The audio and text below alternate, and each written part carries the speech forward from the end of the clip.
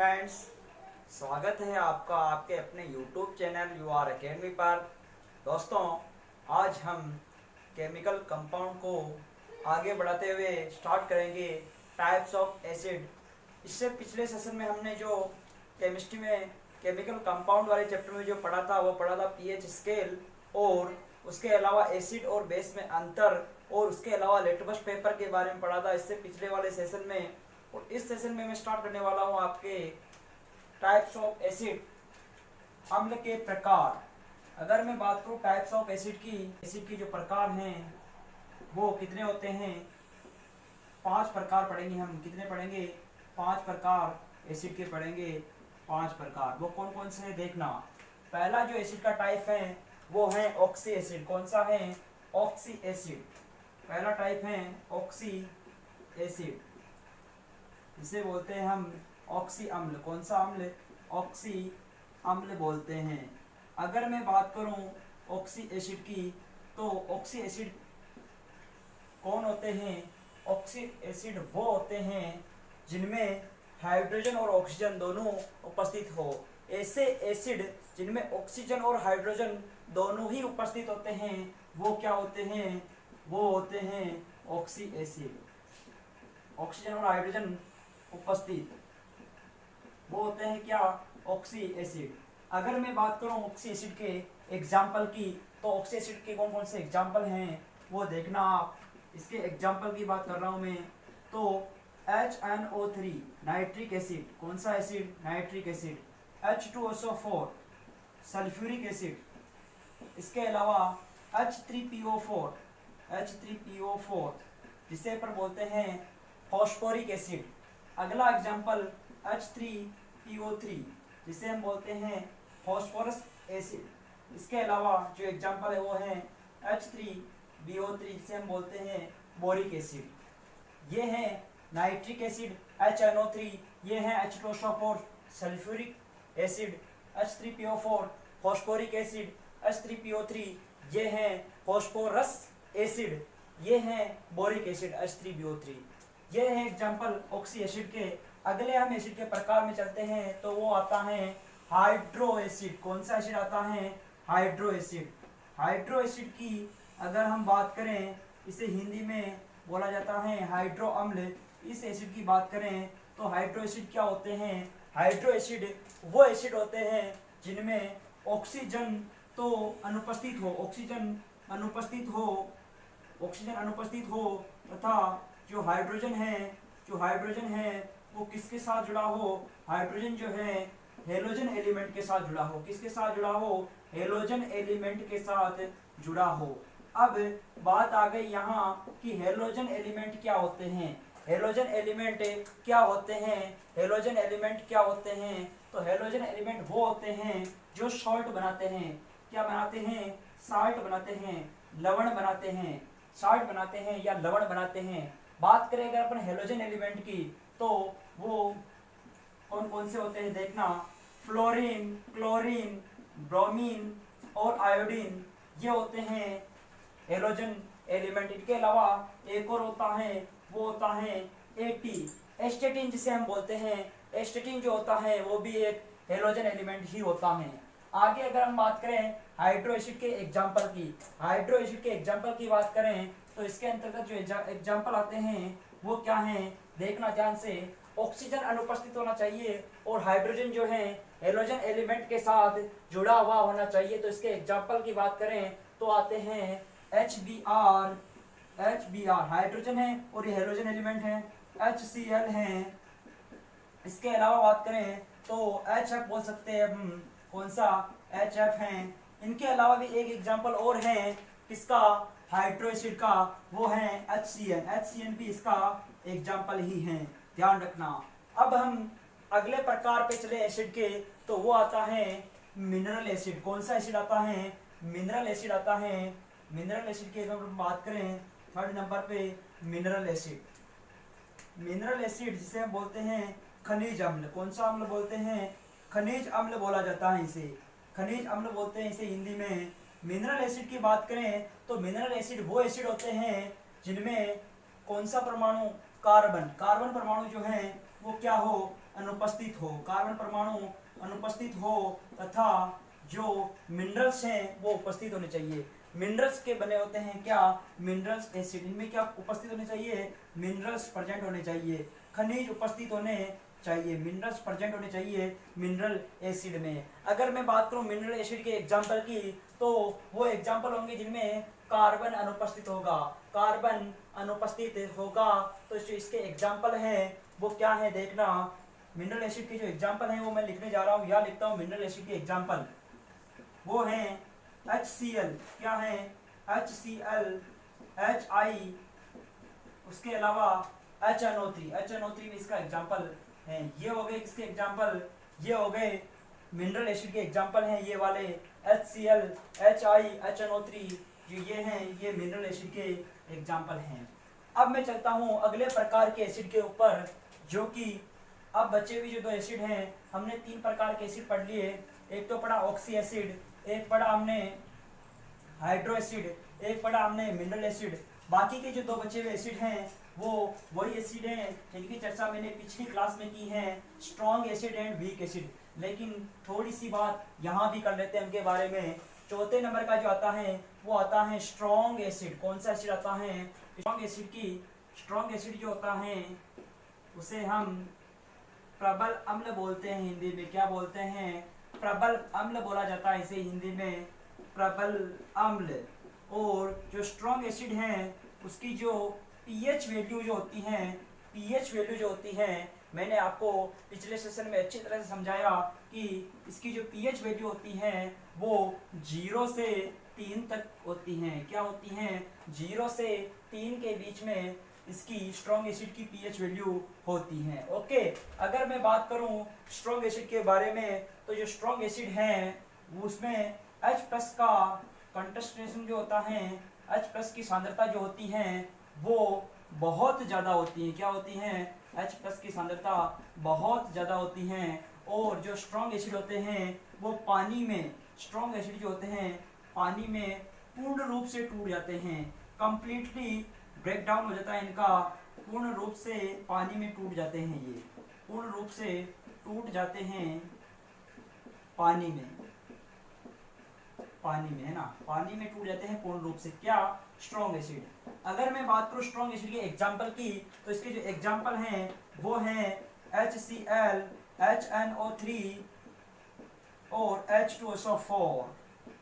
HCl जिसे हम बोलते हैं हाइड्रोक्लोरिक एसिड, HNO3 से बोलते हैं नाइट्रिक एसिड, और H2SO4 से बोलते हैं अपन सल्फ्यूरिक एसिड। ये हैं स्ट्रॉन्ग एसिड के एग्जांपल। अगर मैं बात करूं वीक एसिड की, वीक एसिड की जिसे हम बोलते हैं दुर्बल अम्ल, क्या बोलते हैं, दुर्बल अम्ल।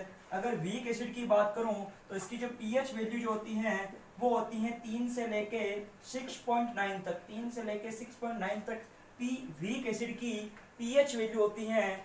और जो वीक एसिड है उसमें H+ का जो कॉन्सेंट्रेशन है, H+ का कॉन्सेंट्रेशन वो बहुत कम होता है, और ये पानी के साथ पार्शियली टूटते हैं। कैसे टूटते हैं, आंशिक रूप से टूटते हैं, पार्शियली टूटते हैं, आंशिक रूप से पानी के साथ टूटते हैं, आंशिक रूप से टूटते हैं।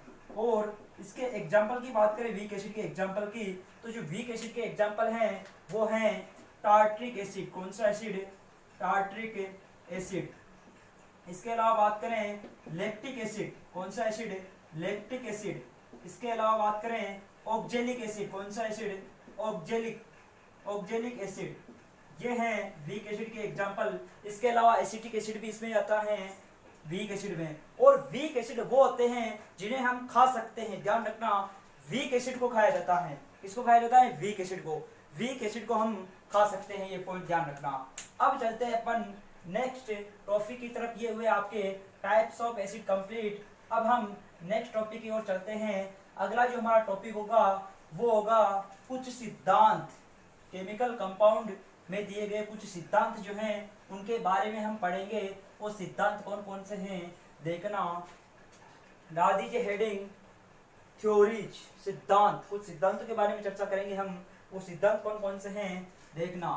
पहला जो सिद्धांत है वो है आरएनएस का सिद्धांत। किसका सिद्धांत है, आरएनएस का सिद्धांत, RNS, RNS theory, RNS theory. जिसे हम बोलते हैं आरएनएस का सिद्धांत। इनकी क्या थ्योरी क्या बोलती है, आरएनएस का सिद्धांत क्या बोलता है, देखना। आरएनएस बोलते हैं अगर एसिड जो है उसको पानी के साथ मिलाया जाए, जो अम्ल हैं, एसिड हैं, उसे अगर पानी के साथ मिलाया जाए तो वो H प्लस आयन या H3O प्लस आयन देते हैं। क्या करते हैं, अगर एसिड को पानी के साथ मिलाया जाए तो वो H प्लस आयन या H3O प्लस आयन देते हैं, ये बोलते हैं RNSG। और अगर बेस को क्षार को क्षार को अगर पानी के साथ मिलाया जाए तो वो OH माइनस आयन देते हैं। कैसे आयन देते हैं, OH माइनस आयन देते हैं, ऐसा बोला आरएनएस ने।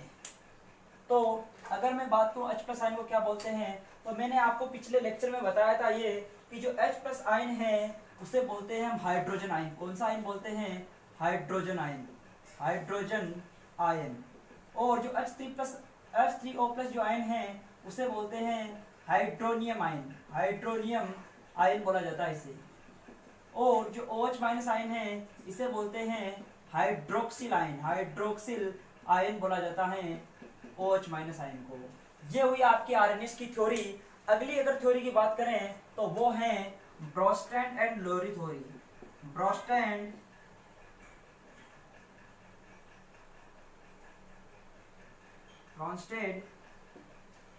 And Lowry theory. Brostand and Lowry का जो सिद्धांत है वो क्या बोलता है, देखना। ये सिद्धांत बोलता है अगर एसिड जो है उसको पानी के साथ घोला जाता है या पानी में मिलाया जाता है तो वो प्रोटॉन देता है। क्या देता है, प्रोटॉन देता है।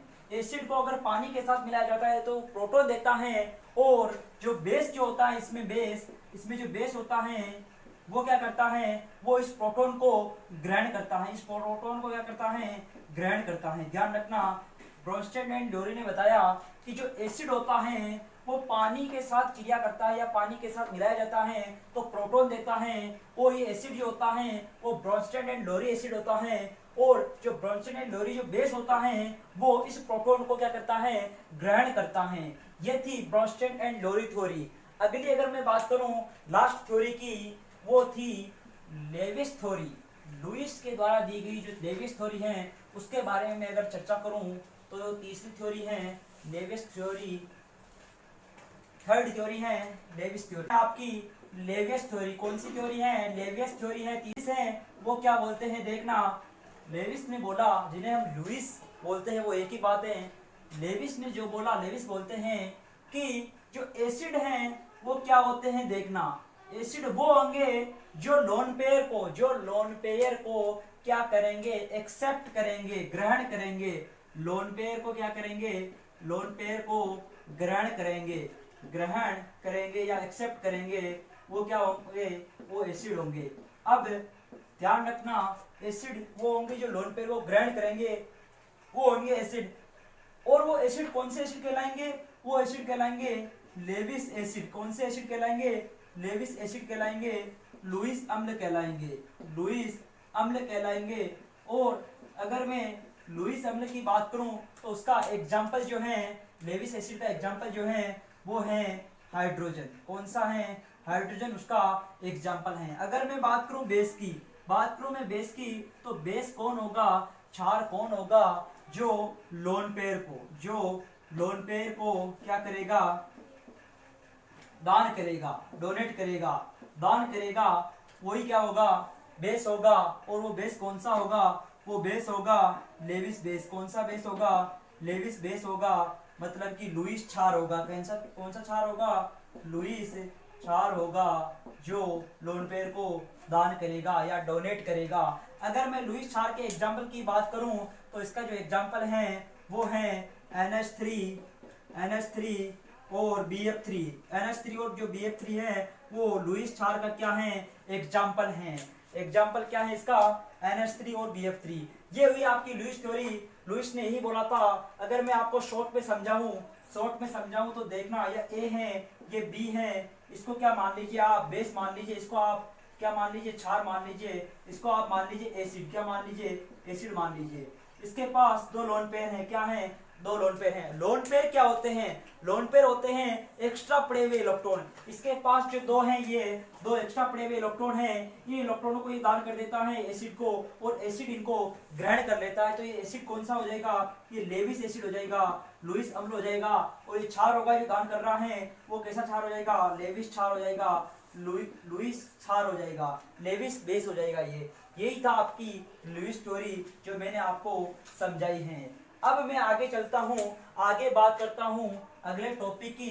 तो जो आपका अगला टॉपिक है वो है conjugate acid and conjugate base. अगला जो आपका टॉपिक है वो आप डाल दीजिए। वो टॉपिक है आपका conjugate acid and conjugate base. Conjugate acid की बात करें, किसकी? कॉन्जुगेट एसिड की बात करें तो इसे बोलते हैं हम हिंदी में संयुग्मी अम्ल। क्या बोलते हैं? संयुग्मी अम्ल बोलते हैं। वहीं अगर मैं बात करूं कॉन्जुगेट बेस की, किसकी बात करूं? कॉन्जुगेट बेस की। तो जो कॉन्जुगेट बेस है उसे बोला जाता है संयुग्मी क्षार। क्या बोलते हैं? संयुग्मी क्षार बोलते हैं। अब देखना आप इनके बारे में कि संयुग्मी अम्ल से संयुग्मी क्षार का निर्माण किस प्रकार होता है। देखिए, मैं कुछ कॉन्जुगेट एसिड लिख रहा हूँ जिनको आपको याद करने पड़ेंगे। उनसे कॉन्जुगेट बेस का निर्माण कैसे होता है मैं आपको सिखाऊंगा अभी। देखिए कॉन्जुगेट एसिड के बारे में, जैसे कॉन्जुगेट एसिड हैं HF minus, HF minus, HBr, HBr, H2SO4, H2SO4, HNO3, उसके अलावा H2O। ये हैं आपके पास लिखे हुए हैं कॉन्जुगेट एसिड, संयुग्मी अम्ल लिखे हुए हैं। इनसे संयुग्मी क्षार का निर्माण कैसे होता है? देखिए, मैं कंसेप्ट लिख रहा हूँ यहाँ कि हाइड्रोजन का त्यागना, हाइड्रोजन का त्याग। अगर हाइड्रोजन का त्याग करेंगे, हाइड्रोजन का त्याग करेंगे तो उससे किसका निर्माण होगा? उससे किसका निर्माण होगा? हाइड्रोजन का त्याग करने से, हाइड्रोजन का त्याग करने से कॉन्जुगेट बेस का निर्माण होगा, संयुग्मी क्षार का निर्माण होगा। वो देखिए कैसे होगा। जो HF है उससे संयुग्मी जो क्षार बनेगा, कॉन्जुगेट बेस बनेगा HF का, वो क्या बनेगा? वो बनेगा F माइनस। क्या बनेगा? F माइनस बनेगा। उसी प्रकार HBr का जो कॉन्जुगेट बेस होगा वो क्या होगा? Br माइनस होगा।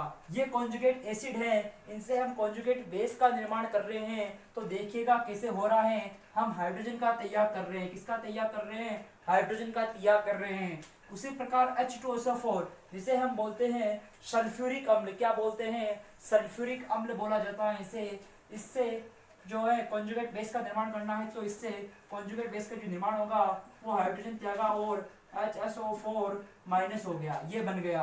उसी प्रकार जो नाइट्रिक एसिड है HNO3, उससे कॉन्जुगेट बेस का निर्माण करना है, तो देखना इससे हाइड्रोजन त्यागा और NO3 माइनस ये हो गया इसका कॉन्जुगेट बेस। उसी प्रकार जल H2O, उसका भी कॉन्जुगेट बेस क्या हो जाएगा? हाइड्रोजन त्यागने से ही OH माइनस, ये हो गए इनके कॉन्जुगेट बेस। कैसे करना है कॉन्जुगेट बेस में चेंज, वो मैंने आपको ये तरीका बता दिया है, इसको फॉलो करना और आप कॉन्जुगेट एसिड से कॉन्जुगेट बेस को बना पाओगे। इनको तो याद करने ही पड़ेंगे। ये था आपके conjugate acid and conjugate base को प्राप्त करने का तरीका। अब मैं आगे जो आपसे बातें करने जा रहा हूँ उसमें आज हम सेशन का लास्ट पॉइंट लेंगे, जिसमें मैं कुछ 2-3 पॉइंट आपको लिखाऊंगा जो कि एग्जाम के आने वाले एग्जाम के लिए बहुत ही इंपॉर्टेंट होंगे और प्रीवियस ईयर एग्जाम्स में भी वो पॉइंट आए हुए हैं। वो क्वेश्चन में वो जो पॉइंट मैं बताऊंगा आपको, वो पॉइंट हैं जिनको आप स्टार बना के लिखेंगे। फर्स्ट जो स्टार है उसमें क्या लिखना है आपको? आपको लिखना है जो एस भी होता है जिसे हम बोलते हैं एंटीमनी। क्या बोला जाता है? ये एंटीमनी होता है। क्या बोलते हैं इसे? एंटीमनी होता है। और ये जो होता है ये एक प्रकार का क्या होता है? सेमीकंडक्टर होता है। क्या होता है? सेमीकंडक्टर होता है। एस बी जिसे हम बोलते हैं एंटीमनी बोलते हैं, ये क्या होता है? कंडक्टर होता है, सेमीकंडक्टर, अर्धचालक होता है। क्या होता है? अर्धचालक होता है। ये क्या है? एक एलिमेंट है जिसका नाम है एंटीमनी, और इसका जो संकेतक है, जो चिन्ह होता है इनका जो संकेतक है एंटीमनी का, वो Sb होता है, इसे हम एंटीमनी बोलते हैं। अगला स्टार पॉइंट ये है, ये क्या है, एंटीमनी सेमीकंडक्टर है, अर्धचालक है। परीक्षा में क्वेश्चन आया था, एग्जाम में क्वेश्चन आया था कि Sb एंटीमनी होता है, उनमें ऑप्शन था एक अर्धचालक, तो ध्यान रखना एंटीमनी क्या होता है, अर्धचालक होता है, सेमीकंडक्टर होता है। अगला जो क्वेश्चन है वो है कि पीने के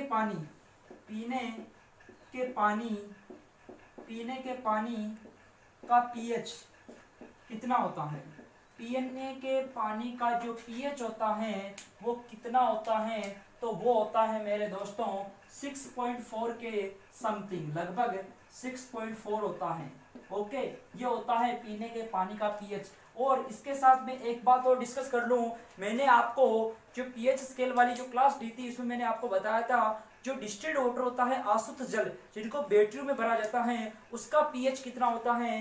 तो बताइए, जो आसुत जल होता है इसका पीएच कितना होता है, आसुत जल का पीएच कितना होता है, आसुत जल का पीएच, आसुत जल क्या होता है, उदासीन होता है, क्या होता है, उदासीन होता है, तो इसका जो पीएच हो जाएगा वो 7 हो जाएगा, ये उदासीन होता है, कैसा होता है, उदासीन होता है। उसी प्रकार मैं एक क्वेश्चन आपसे और डिस्कस कर रहा हूँ जो भी प्रीवियस ईयर एग्जाम्स में आया हुआ है, वो ये है कि लाफिंग गैस क्या होती है, लाफिंग हंसने वाली गैस, हंसाने वाली जो गैस होती है ना वो क्या होती है। तो क्वेश्चन आया था निम्न में से लाफिंग गैस कौन सी है, तो लिखेगा आप लाफिंग गैस, क्या लिखना है, लाफिंग गैस कौन सी है, तो लिखेंगे आप लाफिंग गैस। तो लाफिंग गैस कौन सी है, N2O, कौन सी है, N2O। लाफिंग गैस कौन सी है, वो है N2O, इसे बोलते हैं अपन नाइट्रस ऑक्साइड, क्या बोलते हैं, नाइट्रस ऑक्साइड इसे बोला जाता है, नाइट्रस ऑक्साइड N2O। ये है लाफिंग गैस। जो अपन हंसते हैं उसमें भी गैस होती है, उसको हंसाने के लिए गैस कौन सी गैस होती है, लाफिंग गैस, ये हमको हंसाती है। N2O गैस कहीं छोड़ दी जाए तो वहाँ हंसी स्टार्ट हो जाती है, तो ये होगी आपकी लाफिंग गैस। ये क्वेश्चन थे 4 जो कि बहुत ही इंपॉर्टेंट है, ये कॉम्पिटिटिव एग्जाम में अक्सर कर पूछ लिए जाते हैं ये क्वेश्चन, ध्यान रखना। Sb जो है इसे एंटीमनी बोला जाता है, ये इसका संकेतक है, और ये क्या होता है, अर्धचालक होता है। पीने के पानी का जो पीएच है वो होता है 6.4, और आसुत जो जल है उसका पीएच होता है 7। ध्यान रखना, पीने का पानी बोला है या आसुत जल बोला है, डिफरेंस होगा इनमें, इसका 6.4 के समथिंग होगा तो इसका 7 होगा, उदासीन। और आपसे पूछे लाफिंग गैस, हंसाने वाली गैस, तो वो है N2O, नाइट्रस ऑक्साइड। ठीक है दोस्तों, आज के सेशन को हम यहीं खत्म करते हैं, और अगली क्लास में हम जो बाकी का केमिकल कंपाउंड जो बचा हुआ है उसको कंप्लीट कर देंगे। दोस्तों, अगर आपको वीडियो पसंद आया हो तो इसे लाइक करें, इसे अधिक से अधिक शेयर करें और कमेंट करें, और चैनल को सब्सक्राइब जरूर करें दोस्तों। ओके, अब मिलेंगे हम नेक्स्ट सेशन में। ओके, अभी के लिए थैंक यू सो मच दोस्तों, थैंक यू।